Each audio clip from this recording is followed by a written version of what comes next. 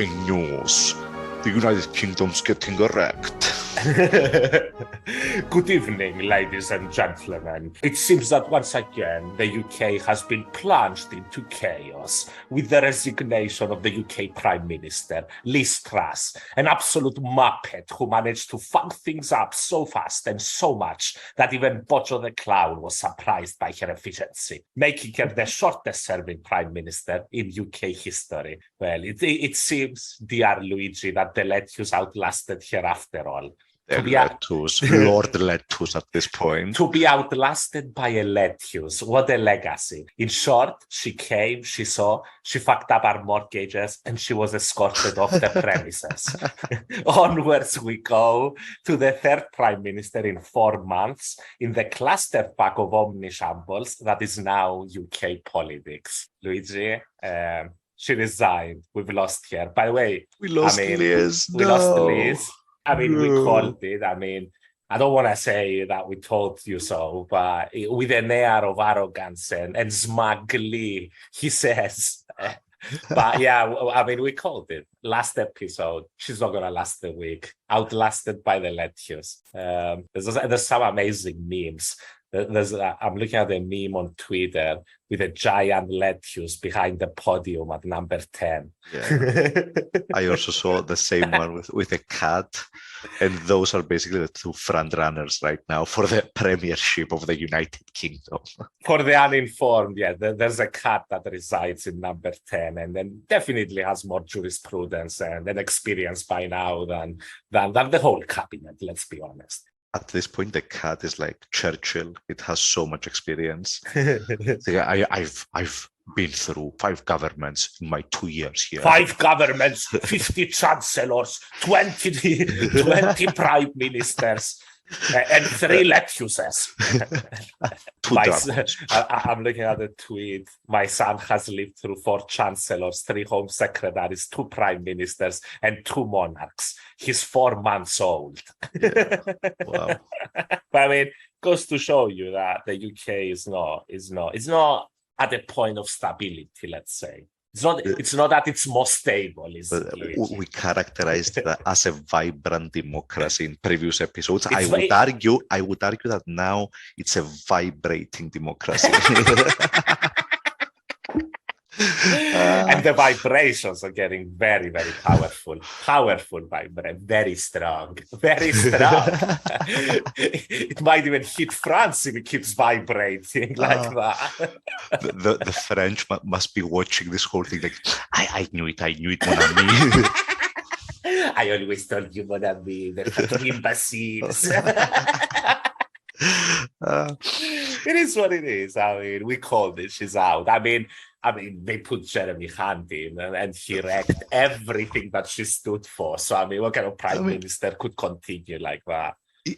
Is Jeremy Hunt a candidate for... No, he will not stand, Luigi. No? He will not stand. He has already stated so. Because he has no chance. By the way, that's why I found it so surprising that Hunt was actually going back into number 10, because number 11 specifically. Because, he never managed to go beyond the first or second round in every time he's tried to become Tory leader. He's a consummate loser, Luigi. Wow. But still a safer pair of hands than whatever the fuck Truss was. For sure. Anyone willing to get into a government just to reverse its flagship policies and basically blow it up is a legend in my book. It's junk, Liz. It's junk. We're going to put it in the bin now. You fucked up, Liz. You're out, Liz. She was ousted by the very donors that put her there. By the way, amazing. You live by the free market, you die by the free market. They had the maestros of the free market. The free market has just done one of its signature moves on them, the kiss of death by the markets. Episode 2, bond markets revenge. And I think the economy is stabilizing as much as you'd expect. After all of this, isn't it? The pound has gained. The yields have gone down. A little bit, A though. little bit, yeah. For both. It's like you see there's still stress there. And I mean, so honestly, what you're saying, Luigi, sorry, is that I mean the damage, some part of the damage has been done, and it's now set in stone because they were too imbecilic for the markets, basically. Think of it this way: a couple of weeks ago, pension funds almost went bust. Bankruptcy. Like that shouldn't happen with pension funds. You have to imagine that there's other stresses as well. Like if the pension funds are supposed to be the healthy, sort of well-regulated part of the financial markets. Very, very important point. Yes. What kind of rot must there be in the rest of the fucking structure? Exactly. Yeah. I mean, it's people's pensions. It's more regulated than other forms of investment, definitely. Of course. And then they were gonna collapse because Quack Tank got fully tanked. The whole thing should have. Yeah, but I mean, it's done now. By the way, number one in conservative members polling, Bojo. He returns victorious into the battlefield. Of ideas. Corona couldn't take him down. Nobody can, not even the parties. If Bojo comes back from this, the party started, boys. If Bojo honestly comes back from this, it's gonna be the funniest thing ever. Yeah, and I mean we are on that timeline. I'm gonna say that I've got a feeling, Luigi, that that's the timeline we're on, where Bojo returns triumphantly to his throne. Well, I was just joking. Let's get the party started. Let's cut some taxes. Even Bojo wouldn't have gone that far, economics-wise. I mean, he was trying to be far more nuanced in his approach in terms of economics. Bojo would have had Sunak to tell him how stupid of a decision that was. Sunak is second, by the way, Luigi. Once again, the Tory membership keeps him behind the fucking victory. They're never gonna do it, folks. Nobody cares about the Tory membership. But they're the ones that are gonna vote, Luigi. By the way, the chairman of the 1922 committee who decides these things, Brady, he came out and he's sort of implying that there will be a vote with the membership. They're not going to do what we discussed last episode, whittle it down to two contestants, and then one of them just resigns from the spot, and then you get one, and the membership doesn't have to vote because the membership is insane. It seems they're going to have the membership vote. What kind of silly system is it when you when you vote once, like you voted in 2019, and then you change 3 leaders by the time you're vote the next for the election. Party, good sir. You vote for the party, and what a party you have voted for! Honestly, it's unbelievable. And I mean, we're going to do it on a special episode because the American midterms are coming up. We can't be discussing fucking the UK all fucking day and night. It's good news, good sir. It's good news, good sir. The news are hot. But regardless, we have more important things to do on our episode. So we're going to do a special on you, Liz, just like we did on the last one, just like we're going to do on the next one. Who's it going to be, Luigi? Is it going to be the number 10 cat? Is it going to be the multi-letchus that outlasted Liz? Is it going to be the one-eyed monkey? Have we found the one-eyed monkey? Because our prophecies are coming true. So I'm wondering if there's somewhere in the Tory party a one-eyed monkey. There has to be at this point.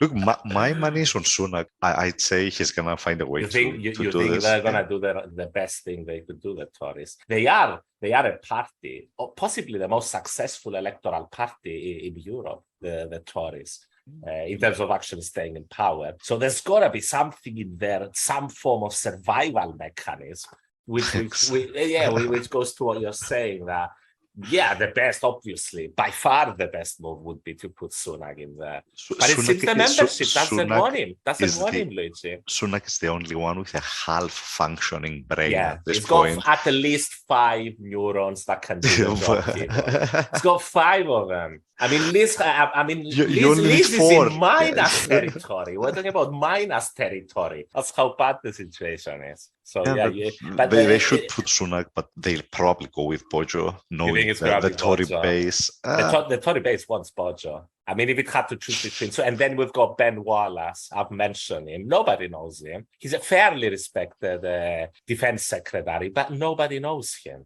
And I don't think he can gain the support of the far right, Wallace. Not that sort of person. No. I'm fairly moderate as far as I can tell, Wallace. So and on the moderates we've got Sunak at this point, pretending to be one. Sunak for that party is a moderate. Plays the moderate because I know his history. I know that he was part of the Britannia Unchained gang, the guys who wrote the book about the Singaporean fames and what the fuck we're gonna do with deregulation after we get out of the EU. He was part of them. Truss, Sunak, etc. They were all part of it. Dominic Raab. All of those idiots. He's been revolving around government positions and fucking everything up in this country. But you're right, Ever since he went into number 11 and then in his leadership campaign for the Tories, he has been a moderate, the angle he's playing 100%. And he governed as a moderate, I would say. He did the furlough. I mean, he did the furlough scheme. Javid resigned just in order for his name, Tory, not to be associated with He's a Tory, good sir. He will not give furlough to the plebs. No way, no salaries for you.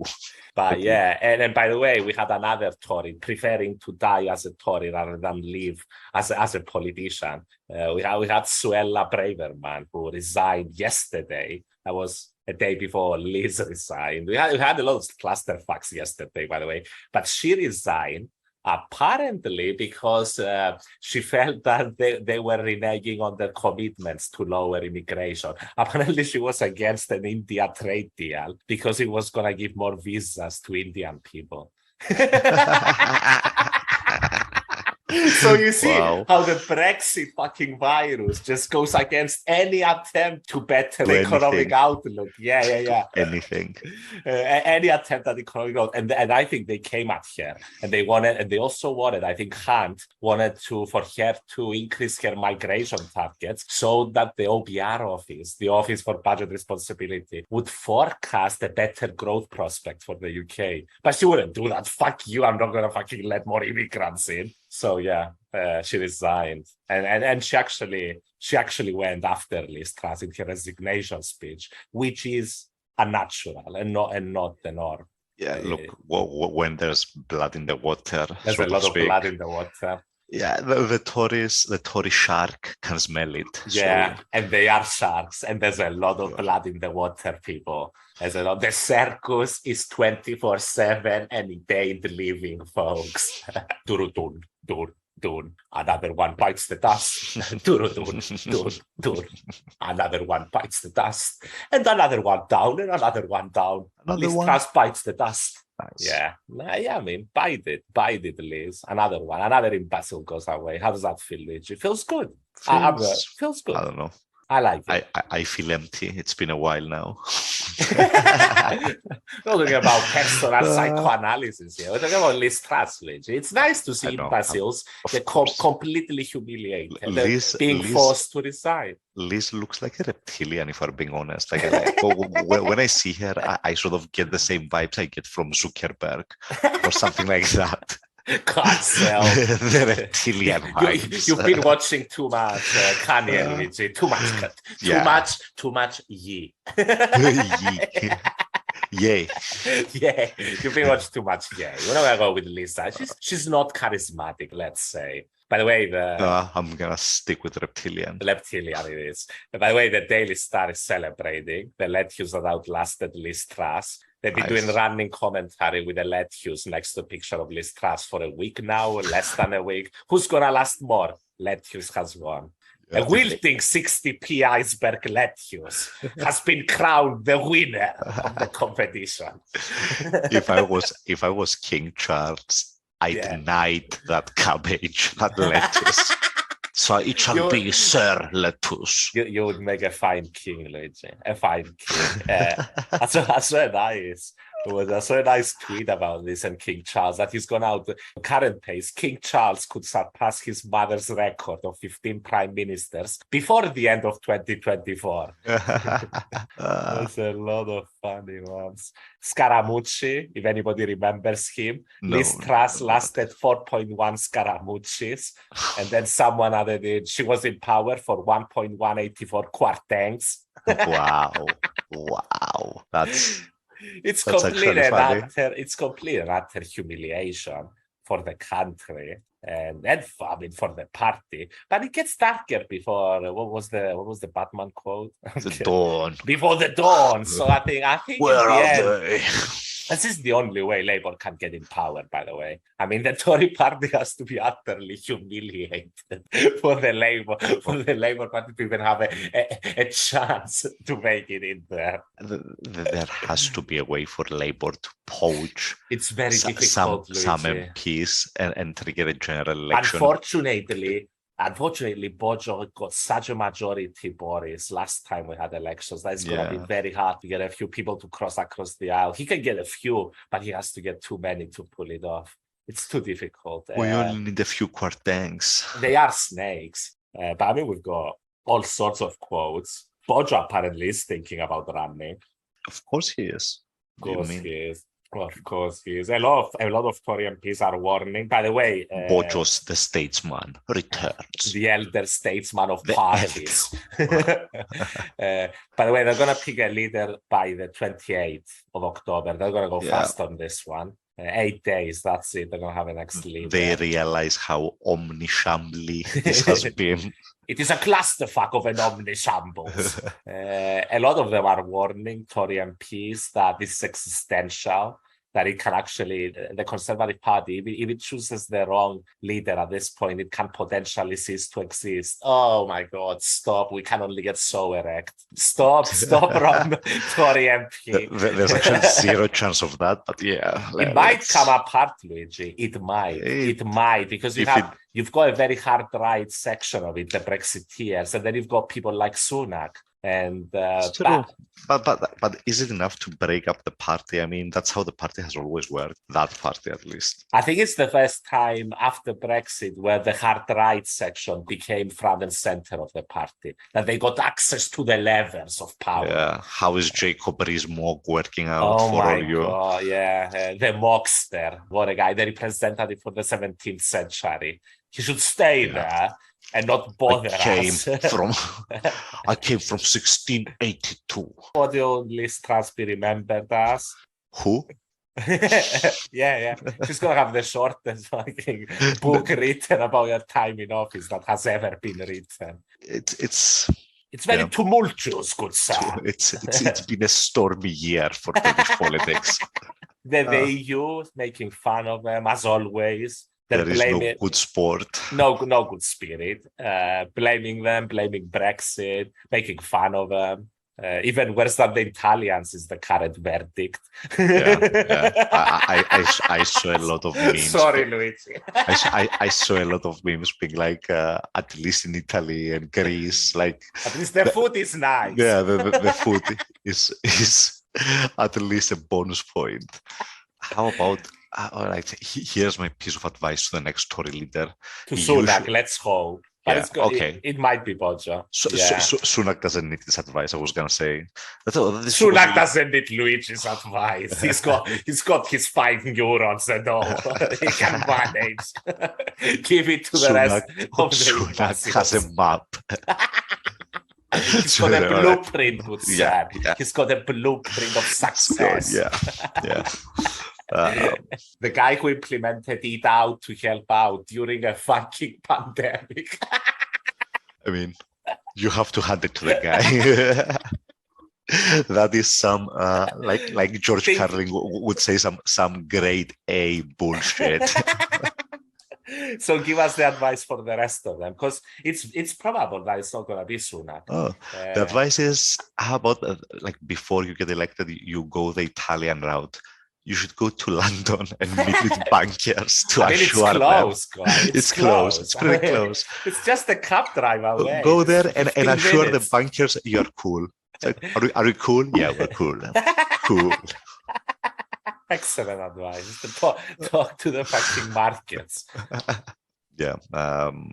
They try to get rid of the caps on bankers' bonuses. Insane. I saw some pretty strange stuff about like who It's funded insane, Luigi. Liz Truss's entire career. During the biggest cost of living crisis in fucking decades, you come up with this plan. Yeah, please go on. Who funded that idiot? Daily Mail was 100% in favor of her. I can tell you that. I don't know what the Murdoch media. No. But like, Daily Mail is not Murdoch. It's not. It's the Viscount of Rothnir. Okay. Well known, inbred in Basel. Allegedly. Liz Truss has been funded by economic think tanks that are far Super to the right of the spectrum. A lot of them with American billionaire dark money. And that's where the silly let's cut taxes as the solution to everything sort of they probably drafted those bills, if we're being really honest, or at least like the 100%, basis of it. Luigi. He got handed the fucking bill. It was like, oh, this is epic. They're all super right-wing funded, complete trickle-down economic bullshit on steroids, I would say. Thank God somebody has at least more than 5 brain cells in the markets and just, I don't know, thank God for that mini rebellion, George. We were saved by the bond vigilantes. It's true. Whatever that means, and people should think hard about what that means. But yeah, it wasn't the people that rebelled. Although in the polls, she's devastated. That's one of the reasons they moved against her. So the people, yeah, for sure. But there weren't demonstrations, you're exactly. right. But the markets, the kiss of death, it was the signature move. And it was not good enough. And I love it. The divine irony of it. I mean, we're talking about people that for decades have been submerged in market rhetoric, that have been completely swallowed whole by the fucking behemoth that is them. And then they finally become leaders after how many times do you think Kwarteng was standing in an audience of city traders and getting applauded because of his bullshit? 1,000 times. And then he becomes the fucking chancellor. He does what he has been applauded by them. Of course. And then, they fucking expunge him like a fucking tumor. That's what they did. And it's like, apparently, Luigi, they had no idea this would backfire. Nobody in the cabinet expected this after the mini budget. They were all convinced it was a masterstroke of brilliance. So funny. I don't really remember who said it, but it went a little bit something like, I want to, if I ever get reincarnated, I want to come back as the bond market. It can intimidate everybody. Definitely faster than the Labour Party, the bond market. Keir Starmer is having quite a... Keir Starmer's got quite a spring in his step these days. Went from, without doing a single thing, he went from a nothing burger to a statesman. Wow. To a statesman of great gravitas. Ready for a Labour government. For a Labour government. Labour government. I mean, you've told me people, hedge fund guys, finance dudes on Twitter, they prefer a Labour government at this finance dudes on Twitter, like, fuck it, bring Labour in, they can't do any worse. We're talking about the most antithetical to Labour people on the planet, and even they are like, my God, these stories are fucking imbeciles. We can't do it anymore. And in the end, Sir Keir will have proved us wrong, and his center approach will have worked by passive. Yeah, of course. He's got to get elected. Seems to be working. 100%. He's got fucking 40-point leads. Jesus Christ. Again, the most passive lead there has ever been. He hasn't lifted a finger. Makes it look easy, to be honest. Yeah. The other guys just implode. It's really easy. With such opposition, Jesus Christ. I mean, what do? I just win, bro. Dude, I just I watch them fucking fuck everything up. and I just go on the telly and I tell them, they're fucking everything up. The telly. Of the telly. In the UK, people, it's called the telly. Timing. for election, two potential leadership candidates will need a minimum of 100 nominations to proceed to the ballot. There will be an indicative vote of MPs once there are two candidates. Okay, we'll see what they pick. I hope it's the one-eyed monkey. So hold on. The people are going to choose the final PM, right? No, not the MPs. The MPs are going to narrow it down. It's going to be MPs that will then be held. If there are three candidates, the candidate with the fewest will be eliminated. It's going to be MPs that will vote. Yeah, it's going to be MPs that narrow it down to two candidates, and then that gets voted by the base. Ballot of party members will be conducted. Yeah, the esteemed Tory member voting base. Yeah. And it's going to be Sunak and Bojo, and the Tory base is going to choose Bojo, and the clown returns. Triumphant to number 10. Let's get the party started. Our next episode, we should have Bojo at number 10. We'll see in 8 days what the fuck they're gonna do. I don't have high hopes, people. Never had for that party. We'll see. We'll see if they can do the reasonable thing and pick the only reasonable person in there, it seems, with Sunak, or if they're gonna go the Bojo route. The MPs are going to choose both. The problem is the people. Oh, yeah, if it goes that way. The thing is, but the MPs have to think long and hard because, if they go for Bojo again, Starmer is going to be rubbing his hands. You have to imagine that any top two that makes it Bojo is part of. I mean, he's the previous prime minister. If he makes it to top two, they're going to vote for him, the voting base. And I mean, there's no third real candidate to... The third is Ben Wallace, who's not going to get voted. He needs to do a lot more media rounds, become a lot more known before he's able to do anything like that. So we are calling it right now. Bojo is coming back. You think so? Luigi has called Bojo. I'm going to go 50-50. But it means so much more to me than Luigi if Bojo comes back. To me, it's just a joke. We're going to go season volume 3, 4, 5. Bojo's bizarre adventure. You have to admit, we're going to have a lot of material to work with. This has to be admitted. This has to be admitted, folks. It is... we're talking our book, folks. When things go worse, we have more material, which is very counterintuitive for the running of the galaxy. But it is what it is. It is what it is. Should we end this? It's been a wonderful mini budget. A wonderful mini budget. Mini. It's a mini podcast, a mini episode, because we can't spend all the rest of our next episodes or what the circus is doing in the UK. We'll see. We have something more to add, but she's resigned. It's a heavyweight mini budget. Heavyweight mini budget. The heaviest of mini budgets. Brought the whole fucking government down, innit? That's absolutely true. Yeah. Lovely. Alrighty then. See you, everybody. We'll keep our eyes peeled on further developments with the beautiful rainy eyes. Enjoy. Bye-bye. Bye-bye, everybody. See you.